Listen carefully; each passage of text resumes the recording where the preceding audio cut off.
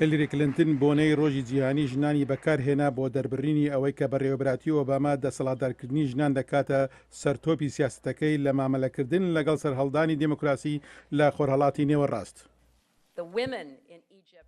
ژنان لە میسر و تونس و وڵاتانی تر بە هەمان ئەندازەی پیاوان مافیان هەیە حکوومەتەکەیان پێک بهێنن وایان لێ بکەن بەرپرسیار و شەفاف بن.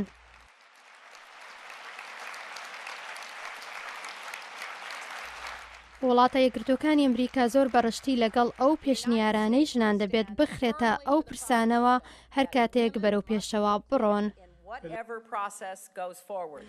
هەلێری گوتی هیچ حکوومەتێک سەرکەوتو نابێت ئەگەر نیوەی خەڵکەکەی کە ژنە لە بڕیارە گرنگەکان بێبەش بکات.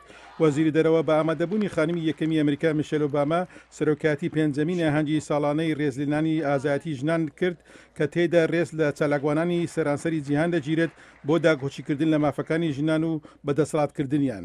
ئەم ساڵ لە نێو دە لە ڕێزلێگیراوەکان یەکەم ژنی لەخۆ گرتبوو کە سەرۆکی وڵاتێکە ئەویش سەرۆک کۆماری قیرقیزی ڕۆزا ئۆتۆبایێڤا کەوا کلنتن گوتی ساڵی ڕابردوو پاش ڕوخانی ڕژێمێکی زۆردار وڵاتەکەی بەرەو دموکراسی برد. هەرزوو کەوا بڕیاریدا بوو یارمەتی دەدات بۆ سازکردنی حکوومەتێکی نوێ کە دەستورێکی نوێ هەبێت وەگەر ئەو کاتە هات پاژەوە هەڵبژاردن ساز دەکرێت ئەو دەسەڵات دەدات بە سەرۆکوەزیرێکی نوێ و ئەو حکوومەتە بەم کارەی وانەیەکی بە نرخی پێشکەش بەو دیموکراسی ساوایانە لە هەموو شوێنێکدا دەکات.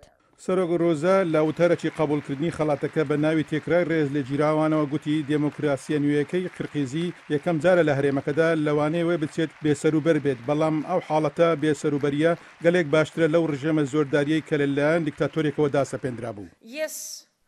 بەڵێ ئەگەر تۆ دیکتاتۆر بیت زۆر ئاسایە دیمەنێکی سازکراوی ئارامی و سەقامگیری ساز بکەیت کاتێک دیموکراسیەت هەیە دەبێت فێری ئەوە بیت بیر و بۆچوونی جودا قوبول بکەیت هەندێکیان زۆر ڕەخنەگرانە دەبن و هەندێکی دیکەش هێرشکردە بۆ سەرت لە دوورەوە وا دەمینرێت هەر کاتێک بێت تۆ دەڕوخەیت.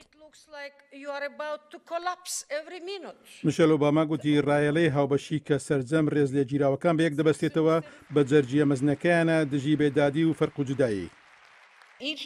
هەر کاتێک ئەو ژنانە قسە دەکەن هانی خەڵکانی دیکە دەدەن بۆ ئەوەی دەنگی خۆیان هەڵبڕن چاونە ترسانە هانی دیکە دەدەن بۆ زاڵبوون بەسەر ترسی خۆیان هەرجا زوو کۆمەڵ سەر هەڵدەدەن کە بە پەرۆش دەبن بۆ گۆڕان هەر زوو شیانی ئەوە دێتە گۆڕێ قانون بنووسرێتەوە و ڕژێمەکان بڕوخێن و ژیانی خەڵکی بگۆڕێت.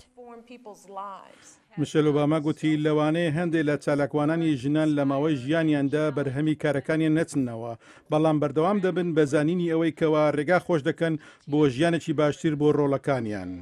ئەم راپۆرتە لە دەنجی ئەمریکا پێشکەش کرا.